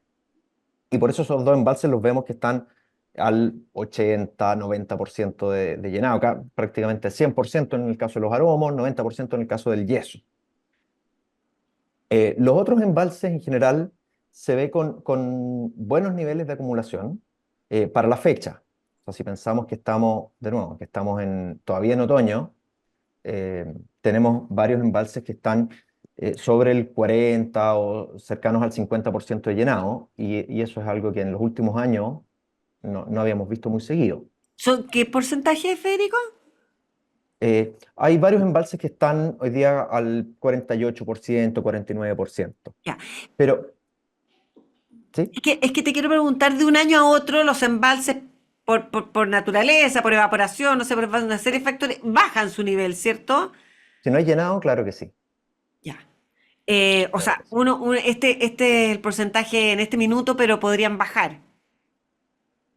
Claro, si la lluvia, si estas son las últimas lluvias, eh, el embalse va a perder algo de agua por infiltración, algo de agua perderá por evaporación, y llegada la temporada se van a comenzar a utilizar, que es para lo que guardamos el agua. Entonces, efectivamente, este nivel, si no tenemos más lluvia, solo va a bajar. Ahora, ¿por qué el yeso y los aromos son los embalses más grandes? ¿O no? No ¿No? son No necesariamente los más grandes. no, el más grande de Chile es la Laguna del Laja. Ah, no, no, correcto. Estoy pensando aquí en la zona central. Eh, y, eh, pero hay más chicos que el yeso y los aromos. Hay embalses más pequeños, Ya, sí, es que la sí. pregunta es ¿por qué el yeso y los aromos están casi en Ah, su, casi Porque, rebalsándose y los otros todavía no, están en la mitad? como te decía, porque se hizo una gestión previa. O Ah, sea, ya, ya, la sanitaria que administra, que Aguas Andinas, que es la que administra o es la que usa el yeso, ya, firmó ya. unos acuerdos con los regantes del Maipo y comenzó a llenar el embalse Ya, mucho antes de que Federico, empezara a o llover. sea, por efecto de las propias lluvias solas, no todavía falta mucho, digamos, para llenar Claro, los embalses. Correcto. claro, claro. Pero recordemos siempre que hay nieve, tenemos una mejor condición de Sí. nieve que otros años. Y que estamos esperando la primavera. Estamos esperando que ojalá se acumule más. Ya, Siempre queremos más nieve, sí, claro. no solo los centros de esquí, sino que todo lo que, todo Para lo que todo. significa Sí, acumular agua. Nuestra reserva natural siempre ha sido la nieve en cordillera. sí, por supuesto. ¿Cuáles son Mm. las implicaciones ahora económicas y ambientales de la capacidad actual del embalse Laguna del Maule? A ver, la Laguna del Maule hoy día está en una... a ver, la Laguna del Maule es un embalse grande, casi 1.500 millones de metros cúbicos, y hoy día está a un 50% de su capacidad, más o menos. Es un embalse bien importante porque si bien está muy arriba y capta una cuenca relativamente pequeña, es el que determina cómo va a funcionar en general la región del Maule, en conjunto con Colbún y con otros, en cuanto a generación eléctrica y en cuanto a riego. Entonces es un embalse importante, un embalse que estuvo bastante complicado hace 2 o 3 años, y yo creo que las gestiones que han hecho en conversación entre las empresas eléctricas, la Junta de Vigilancia, están ya empezando a ver cómo empezamos a administrar este embalse de una manera un poquito más sustentable. Eh, pero yo creo que tenemos una buena laguna del Maule, con más nieve que otros años, y eso nos debería permitir, como decíamos, como hemos dicho varias veces, que al iniciarse los de hielo, suba su capacidad y no disminuya. Vámonos un poquito más al sur. ¿Qué medidas ¿Mm? de conservación y manejo de agua, por ejemplo, podrían implementarse ya en regiones como el Biobío y la zona centro-sur para asegurar una gestión sostenible de los embalses? Bueno, lo primero, partiendo del principal usuario de aguas, que es la agricultura, es seguir tecnificando. La tecnificación del riego agrícola es muy significativa. Según el último censo agrícola, veíamos que la superficie regada en Chile disminuyó cerca de un 19%, pero la superficie con riego tecnificado aumentó fuertemente. Y eso es importante. Ahí el Estado hace su aporte con distintos programas en el INDAP, en la Comisión Nacional de Riego.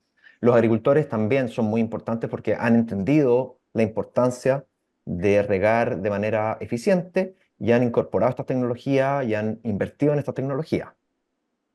Por otro lado, yo creo que es muy importante algo que se ha ido dando lentamente, pero que cada vez es más común, que es la coordinación entre el sector eléctrico y el sector agrícola, porque a veces las motivaciones son distintas. Entonces, al sector eléctrico le podría convenir generar a través de sus plantas hidroeléctricas en fechas o en horarios que no son aprovechables por el sector agrícola. Pongamos el ejemplo, si la laguna del Laja, que tiene un potencial de generación importante, decidiera generar el 100% antes de la época de riego, digamos en agosto, el sector agrícola no podría beneficiarse de esas aguas. Si se coordinan y ellos trasladan parte de su generación voluntariamente y a través de acuerdos a los meses de enero, febrero, que son los meses más críticos, el sector agrícola sí se beneficiaría del agua que ellos dejan pasar. Entonces, eso también es un tema como de eficiencia ya entre sectores. Sí, sí, pero hay que en esta época empezar justamente a trabajar en eso y que no se nos pase el tiempo. Y Los por otra acuerdos hay que, parte, los claro, acuerdos hay que construirlos y el diálogo es muy importante. justo, y para allá va la próxima pregunta, es cómo las autoridades, las comunidades locales pueden colaborar para esto, para generar políticas de acuerdo, de mejor gestión, de mitigar los impactos del cambio climático en los embalses. ¿Cómo A lo ver, ves? ahí hay varias cosas. Respecto a los embalses existentes, yo creo que el diálogo entre las partes, entre los sectores usuarios, el sector hidroeléctrico, el sector agrícola, el sector sanitario, es muy importante. Y ese diálogo es el que ha permitido, por ejemplo, el caso que conversábamos del yeso, que sin mediar la autoridad hubo un acuerdo entre las partes que ha permitido tenerlo en una mejor condición gracias a las aguas agrícolas que hoy día lo llenaron, Ya. en parte. Eh, Respecto de los embalses que están en proyecto, ahí es importante que las comunidades locales comprendan la importancia que tienen estas obras y con los matices que sean necesarios, pero las apoyen. Mm. Yo creo que en Chile llevamos un déficit de infraestructura de acumulación, un déficit de embalses. Revisaba unos datos y veía que en los 40 años, entre el año 35 y el año 75, construimos en Chile 20 embalses. Y los 40 años siguientes, entre el 75 y el 2015, construimos 9. Bajamos a menos de la mitad. Y además construimos embalses cada vez más pequeños. Mm. Entonces, cada vez nos está haciendo más difícil construir embalses y es importante que las comunidades locales comprendan que tener un embalse nos permite asegurar el consumo humano, mejorar la condición de la agricultura, mejorar la capacidad de generación eléctrica y tiene muchos beneficios. Por supuesto. Federico, me queda solamente un minuto. ¿Cuál es la Ujú. conclusión? Así, sin ver números, sino que en general la percepción que te queda de este estudio que hace la universidad. En este A ver, minuto, ¿cómo estamos? a mí me queda la percepción de que en la mayoría de Chile estamos bien, podemos estar tranquilos, la temporada que se nos acerca debiera ser una temporada con problemas puntuales, pero no con un problema tan generalizado.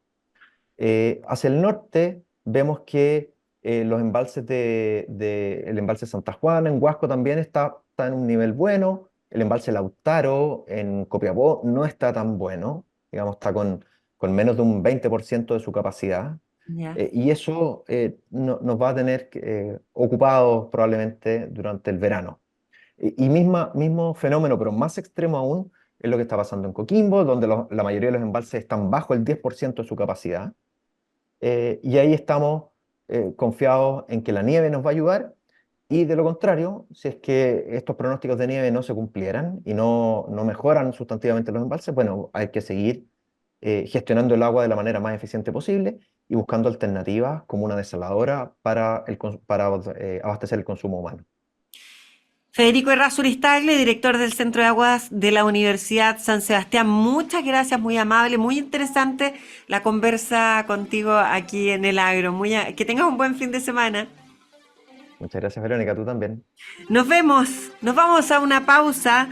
Garantiza tu rendimiento con Intelligence de KWS, un híbrido de maíz intermedio con alto potencial de rendimiento, la elección inteligente para tu éxito. Asegura tu rendimiento con Cleopatras de KWS, un híbrido de maíz semitardío de máximo potencial de rendimiento también. Nace un nuevo líder para la zona centro-norte. Ya seguimos. Por un Chile que alimenta al mundo, estamos presentando El Agro en Agricultura con la periodista Verónica Díaz. Seguimos aquí en El Agro junto a ustedes en este fin de semana largo para algunos, igual que siempre para otros.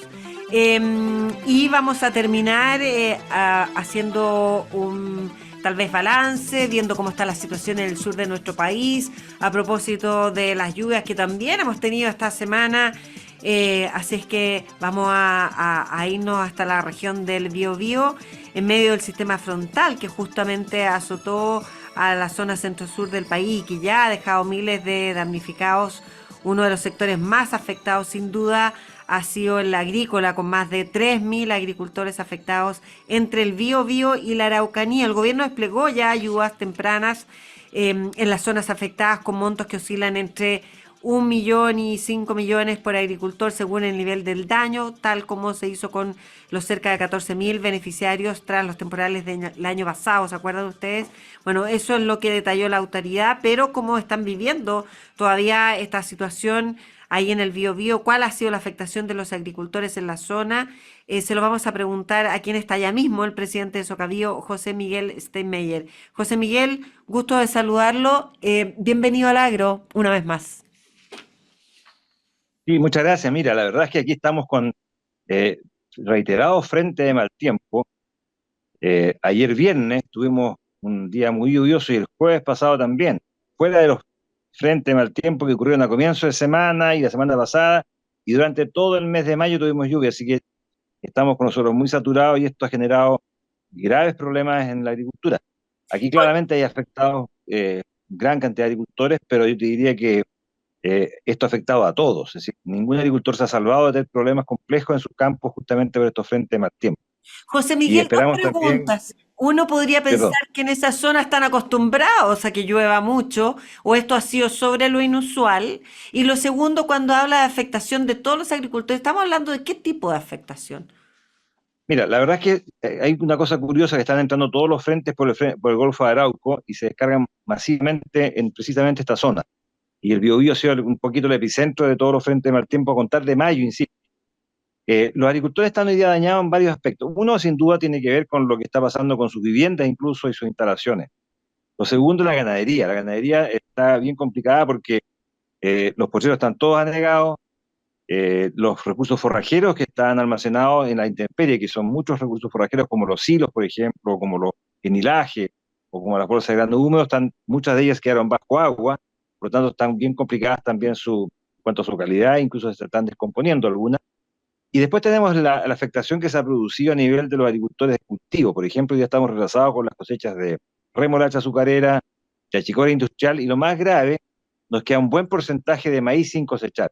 Y eso de verdad está complicado porque son muchas hectáreas que no han podido entrar las máquinas, por supuesto, y cada día que pasa se deteriora más este cultivo y la gente, por supuesto, no está teniendo la posibilidad de vender su cosecha. Así que están complicados con los bancos, están complicados con los proveedores, etcétera. ¿Y hubo alguna posibilidad, José Miguel, de alguna preparación previa, de prevenir, por ejemplo, las inundaciones en los campos agrícolas? Mira, la verdad es que esto lo hemos tenido hace muchos años atrás de forma muy parecida. Los inviernos antiguos, como dicen la gente del campo, eran como estos, con días de lluvias muy fuertes, muchos días de lluvia, meses incluso de lluvia, pero en ese tiempo no teníamos la complejidad de la agricultura de hoy.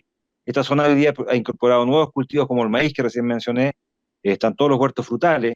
Los huertos frutales no sabemos exactamente qué va a pasar con ellos porque están muchos huertos bajo agua, sus raíces por lo menos, cierto, parte de su fuste, y eso nos va a impactar desde el punto de vista de algunos problemas, por ejemplo, fungosis, temas radiculares, que eso recién lo vamos a percibir tal vez en primavera. Entonces, claramente ha cambiado la zona desde el punto de vista del uso de cultivo y eso, lógicamente, ha complicado más de lo que complicaba antiguamente un frente de mal tiempo como esto o frentes de mal tiempo como este.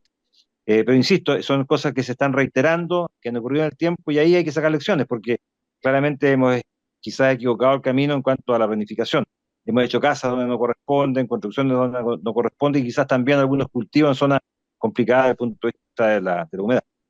Ya, pero dada la situación que en este minuto están viviendo, ¿qué están haciendo? Por ejemplo, en cada uno de los rubros, en los huertos frutales, la ganadería, en el maíz, ¿qué se está haciendo, José Miguel? Cuéntenos en este minuto.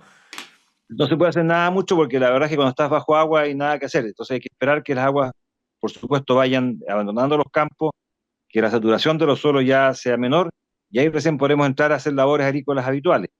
Lo que sí es importante también señalar, ¿cierto?, que tenemos bastante daño en todo lo que es la red de canales. Los canales han sido hoy día bastante complicados por justamente esta cantidad de agua que ha corrido por ellos.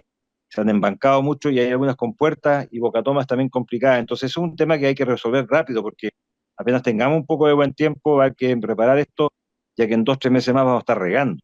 Y lo otro, bueno, los caminos. Sin duda los caminos rurales están muy afectados. Tenemos zonas muy complejas desde el punto de vista del deterioro de los caminos y ahí también esperamos que Vialidad lo antes posible tenga maquinaria trabajando, repare los puentes que se han destruido, etcétera. Ya, dice usted que no se puede hacer nada en este minuto, pero medidas de emergencia, ¿ha implementado Socavío para apoyar a los agricultores afectados, por ejemplo? Bueno, las medidas de emergencia son llegar con forraje, por ejemplo, a los agricultores que están hoy día con problemas de forraje, que estamos hablando de pequeños agricultores porque Ya. atender grandes agricultores medianos es muy difícil, las magnitudes que ellos requieren son mucho mayores. Pero en los pequeños agricultores se está llegando con alimentos, hemos también como Socavío interactuado en eso, hemos donado algunos alimentos y por supuesto también está el Ministerio de Agricultura hoy día entregando alimentos de forma bastante rápida, lo reconocemos. Hoy día efectivamente los agricultores pequeños, sobre todo INDAP, están recibiendo ayuda, sobre todo, insisto, en todo lo que es alimentario y también hemos estado planteando, ¿cierto?, la posibilidad que con las juntas de vecinos se coordine el tema de la entrega de materiales, porque muchas casas han sido deterioradas, ¿cierto?, entonces necesitan probablemente material de construcción. José Miguel, ¿y se ha hecho algún catastro sobre, yo mencioné ahí algún número, pero sobre la afectación de los agricultores del Biobío? ¿Y cuál específicamente? Claro, usted me mencionaba, además de lo que uno puede pensar, la parte agrícola, los canales, los caminos, las casas ahora. ¿Se ha hecho algún catastro de todo esto?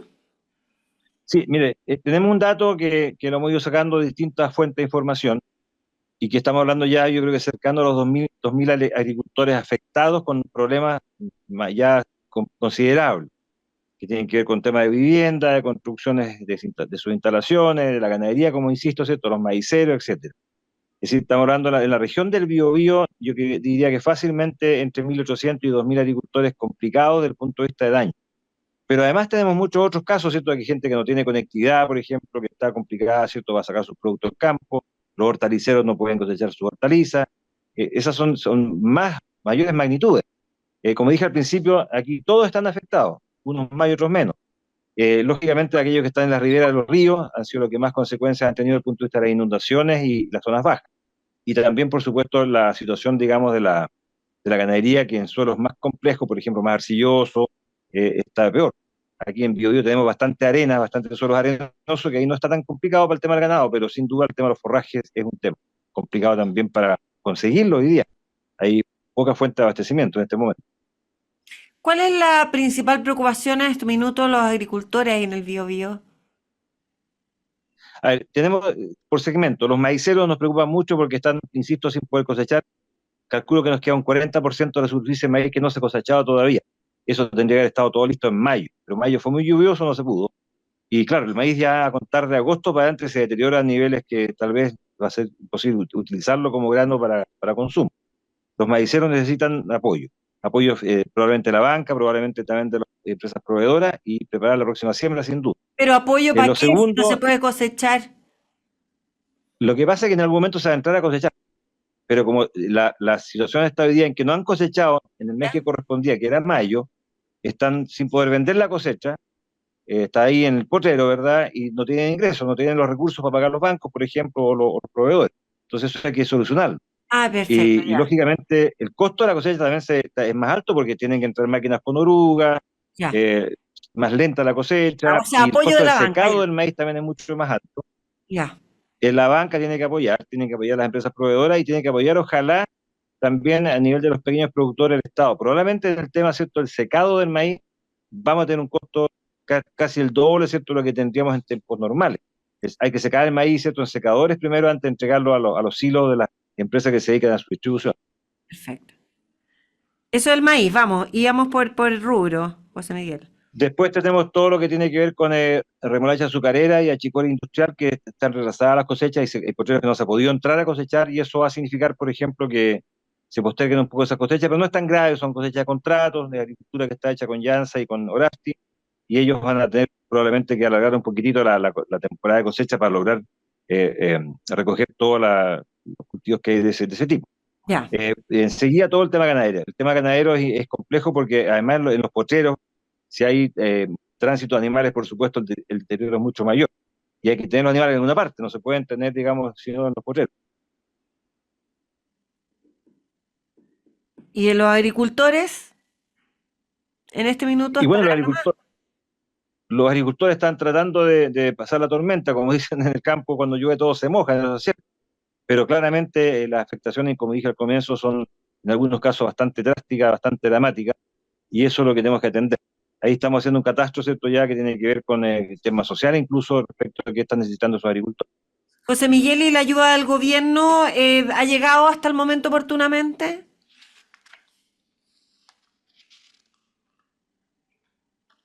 José Miguel, ¿me escucha? Sí, la hemos visto, insisto, bastante ágil. Sí, te escucho, sí. La ¿Ya? hemos visto bastante ágil a nivel de lo que es la entrega de alimentos, sobre todo. Así que está funcionando eso. Hay entrega ya en este momento todos los días de alimentos, sobre todo para el ganado, así que eso está funcionando. Pero insisto, es solamente para los pequeños productores, por supuesto, y claramente hay también muchos medianos productores afectados por lo mismo. Y ellos están recibiendo, por supuesto, esta ayuda. Estamos conversando con José Miguel Steinmeier, presidente de la Sociedad Agrícola del Biobío. Vamos a hacer una pequeña pausa. Les cuento que Maniplex Bemoli, haz que tu huerto sea la envidia del sector con una gestión inteligente, la caída de las hojas. Elegir Sumitomo Chemical es una cuestión de filosofía. Ahí está la sugerencia. Nos vamos a la última pausa comercial del día. Volvemos de inmediato. Por un Chile que alimenta al mundo, estamos presentando El Agro en Agricultura con la periodista Verónica Díaz. Y ya estamos de regreso aquí en El Agro. Estamos conversando con José Miguel Steinmeier, presidente de la Sociedad Agrícola del Biobío, Socabío.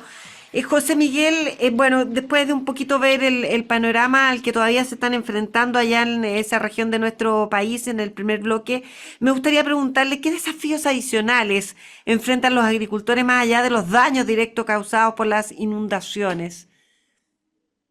A ver, pasamos una temporada mala desde el punto de vista de los cultivos anuales. Tuvimos malos precios del trigo, malos precios de la avena. Estamos con una dificultad, ¿cierto?, desde ese punto de vista, y estamos con estos temporales y los costos adicionales que se han producido por esto, bien complicados para enfrentar la próxima temporada de siembra. Ahí, francamente, requerimos apoyos importantes, sobre todo del tema financiero, ¿cierto? Estamos hablando, y también de las empresas proveedoras de insumos para que tengamos la capacidad de sembrar de vuelta. Yo sé que se supone, ¿verdad?, que estos temporales deberían perdurar hasta más o menos julio, y lo más probable es que con el cambio, ¿cierto?, ya con la corriente de la Niña que se va a incorporar, vamos a tener probablemente una primavera más seca, así que se van a poder hacer las labores, obviamente, y tendremos que ponernos al día con la siembra, pero si no tenemos los recursos financieros va a ser muy difícil. Y lo segundo, hay que enfrentar todo lo que es, dije al comienzo, ¿cierto?, la reconstrucción de algunos sectores de canales que están dañados por estas crecidas, y eso hay que tenerlo lo antes posible también terminado. Así que esperamos ahí tener colaboración, ya sea de obras públicas o otro tipo de entidades que nos puedan colaborar en esa materia. En materia de impacto económico, José Miguel, ¿cuál es el impacto estimado hasta el minuto en la región? ¿Y hay visos de una recuperación temprana o va a haber que esperar hasta primavera? Yo no tengo mucha certeza de exactamente cuáles son las cifras, porque se está cambiando todos los días este análisis, como no ha parado esto de la lluvia. le digo, o sea, ayer viernes, cayó todo el día lluvia, el día jueves pasaba lo mismo, hoy día sábado está un poquito mejor, pero la verdad es que también está anunciado lluvia para hoy día y para el lunes de vuelta otra vez. Entonces estamos de verdad con una situación que está incrementándose día a día por la saturación que hay de humedad en los suelos. Así que yo diría que hay cálculos, por ejemplo, que hablan en la región de 200 millones de dólares o algo así. Yo diría que puede ser, pero no tengo una cifra que podría ser la precisa. La verdad es que no la tengo, porque es un cálculo que hay que hacer probablemente una vez que tengamos ya un poquito más tranquilidad desde el punto de vista de los frentes que están pasando, porque aquí día a día se están sumando más gente con problemas. ¿Se pueden ir sacando lecciones igual que aprender de estos eventos climáticos para fortalecer, por ejemplo, la resiliencia del sector agrícola en futuros eventos? Yo creo que hay dos o tres ámbitos que sí tenemos que sacar lecciones. Uno tiene que ver con todo lo que significa, ¿cierto?, poder, entre comillas, atajar estas aguas o conducirlas. Y ahí nos faltan obras de arte mayores, ¿cierto?, desde el punto de vista de los ríos, esteros, puentes más altos. Los puentes se nos han ido porque se han construido muy bajos. Y lógicamente una cuestión ya de mucho más largo plazo que tiene que ver con los embalses. Si tuviéramos nosotros embalses suficientes en la zona que pudieran retener más agua, sería ideal. Por ejemplo, el caso de Ralco, que está en Alto Biobío, ese embalse logró mitigar mucho estas crecidas. Ahí todavía queda incluso un margen de acumulación del Biobío que evita, ¿cierto?, que, por ejemplo, tengamos daño en las zonas bajas del Biobío. Me refiero desde la zona de nacimiento hasta Concepción.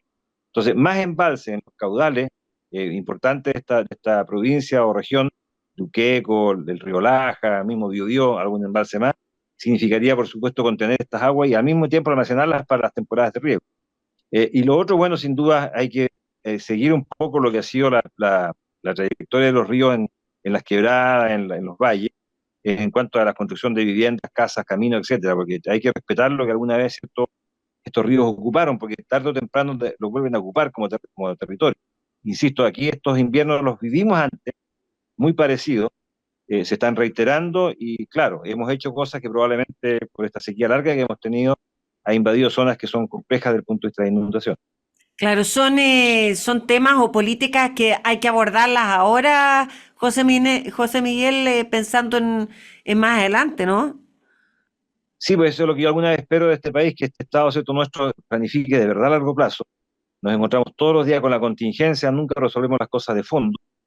Por ejemplo, un gran problema que estamos teniendo hoy día es la cantidad de tierra que se nos está yendo de vuelta a los ríos porque no hemos reforestado. Todas las zonas que se quemaron, por ejemplo, en el 2 años pasados con los incendios, son zonas que no se han reforestado, en el Nacimiento, en Santa Juana, en Mulchen, etcétera. Y no hay políticas forestales, por ejemplo, o algún tipo de plan de reforestación de verdad contundente de parte del Estado. Incluso se ha limitado cualquier recurso para eso. Entonces, insistimos que esas miradas de largo plazo que tienen que ver con el desarrollo forestal, el desarrollo agrícola, la contención de las aguas, mantener los suelos, ¿cierto?, en buenas condiciones, no están los planes funcionando.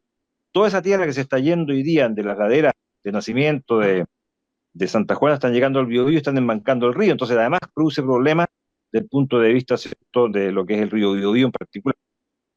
Se declaró emergencia agrícola en la región de la Araucanía también ahora. ¿Llega tarde, José Miguel? La Araucanía no estaba tan complicada como Biobío. Efectivamente, como secuencia está bien que haya sido después que Biobío el tema de la emergencia agrícola en la Araucanía, así que eso yo lo considero correcto. Lo que sí hay que señalar, ¿cierto?, que en la Araucanía está mucho más sectorizado el daño, está mucho más en la costa. Ya. La zona más media o alta de la Araucanía, la verdad es que no está con tantos problemas. Lo he ido conversando con dirigentes del sur, de Temuco y de Victoria, y me señalan ellos que el gran problema está justamente en la costa, así que bien puesto el plan de la emergencia agrícola en la Araucanía también, y esperamos que se pueda llegar con ayudas lo más pronto posible a las familias que están afectadas. Mucho se habló la semana pasada de un eventual alza en los precios de los alimentos. El presidente de la Sociedad Nacional de Agricultura, Antonio Walker, dijo que no iba a ser así, y el ministro de Agricultura, Esteban Valenzuela, por el contrario, dijo que se podía dar, pero en forma muy acotada. ¿Cómo lo ve usted? Bueno, efectivamente puede que en algunos casos de hortalizas, sobre todo producción local, puede producirse eso porque la gente no está pudiendo sacar de repente las cosechas, pues. No está pudiendo sacar, por ejemplo, qué sé yo, algún tipo de productos hacia las ferias locales, etcétera. Así que podría darse. En la Ya. zona más norte tal vez no. No sé si en la cuarta región se afectó mucho el tema de hortaliza y en la metropolitana con las lluvias últimas, pero gran parte de las hortalizas son de allá. A nivel de Biobío, las producciones son más parcializadas, ¿cierto? Y localmente no es tan relevante la cantidad que se produce. Pero sin duda hay un efecto. Y también hay algo en las papas, porque las papas, muchos agricultores, ¿cierto?, las van cosechando en forma gradual. Y por supuesto que si están los pocheros bajo agua, no están cosechando. Así que lógicamente puede haber un pequeño problema ahí, pero no creo que sea mayúsculo. Yo creo que una vez que se normalice un poco esto, se retoma la cosecha como corresponde, hortaliza y papa, y tendrán que los precios mantenerse. En el resto de los productos, me refiero a las harinas, a la carne, etcétera, no dirá ningún problema. Los molinos están todos abastecidos, están todos moliendo el trigo que compraron en verano, así que desde ese punto de vista no habría ningún problema. Y el ministro Esteban Valenzuela también dijo que en la zona centro-norte esta lluvia se había visto más como una bendición que como un problema. ¿Cómo lo ve usted? Sin duda, sí, yo creo que efectivamente, incluso nosotros, yo pienso que lo que ha caído a cambio vivo tiene este desastre, ¿cierto?, del corto plazo, la contingencia, pero estos últimos días, estos últimos frentes han sido con isotermas más bajas. Hemos logrado temperaturas más bajas estos últimos días que están permitiendo más nieve en la cordillera. Y eso nos está asegurando el riego para el próximo año. Y nos está asegurando, es cierto, que el lago Laja también reciba los caudales de estas nieves, que lo va a mejorar, digamos, en cuanto a su nivel. Lógicamente, en la cuarta región, yo tengo ahí familiares, incluso, sin duda es muy bienvenido lo que ha pasado, porque la cuarta región estaba francamente ya con todos los embalses secos. Entonces, esto que está ocurriendo hoy día es una bendición de verdad. Así que ahí tiene razón el ministro, tiene toda la razón de decir que la mirada, ¿cierto?, un poquito más hacia adelante, esto ha sido una bendición del cielo. Oiga, José Miguel, no sé, para terminar, si algo se nos queda en el tintero, si algo es importante señalar desde allá, desde el Biobío, donde continúan las lluvias, cuénteme. Bueno, yo insisto, es cierto que en esta mirada a largo plazo los embalses son fundamentales. Yo creo que ahí tenemos que poner énfasis en que este Plan Nacional de Embalse avance de verdad, que se incorporen embalses a la zona sur. Hoy día no tenemos ningún embalse en Biobío, ningún embalse en la Araucanía, ningún embalse en los lagos ni los ríos. Y son zonas que están requiriendo justamente también regar. Así que yo creo que es una de las cosas que hay que sacar como lección con estos embalses multipropósitos, ¿cierto?, que serían riego, energía, turismo, contención de las aguas, manejo incluso de incendios forestales. Hay un embalse, hay agua disponible, ¿cierto?, para apagar incendios. Es una de las cosas que el Estado chileno tiene que de verdad hacer y pronto, y sin Claro. ponerse las pilas en ese sentido. Y lo otro, bueno, claramente también tiene que ver con qué es lo que está pasando con nuestros cultivos anuales. Hemos tenido dificultades climáticas, de precios, etcétera, así que las políticas de Estado ahí tienen que ser un poquito más consistentes, pensando, ¿cierto?, en que necesitamos algún grado de producción interna para nuestra seguridad alimentaria, que es esencial. Con José Miguel Steinmeier, presidente de la Sociedad Agrícola del Biobío Socavio, terminamos el programa del día de hoy. José Miguel, quiero agradecerle especialmente. Ojalá que esté muy bien y que, bueno, el panorama también sea mucho mejor. Muchas gracias y que tenga un buen fin de semana. Gracias, igualmente, que estén muy bien. Muchas gracias por Nos la entrevista. vemos. A ustedes también un Nos abrazo vemos. grande, Gracias. que sigan disfrutando este fin de semana largo para algunos, normal para otros. Cuídense, nos vemos la próxima semana. Fue El Agro, en Agricultura, un espacio para conectarnos con nuestra tierra. Una presentación de Carosi y su compromiso con la sostenibilidad. Revista Mundo Agro, Maniplex Bimoli, la decisión inteligente para la caída de hojas. Más información en sumitomochemical.cl y espero más rendimiento por hectárea con Intelligence. El Agro, en Agricultura. Conducción Verónica Díaz. Producción Safka Parragués.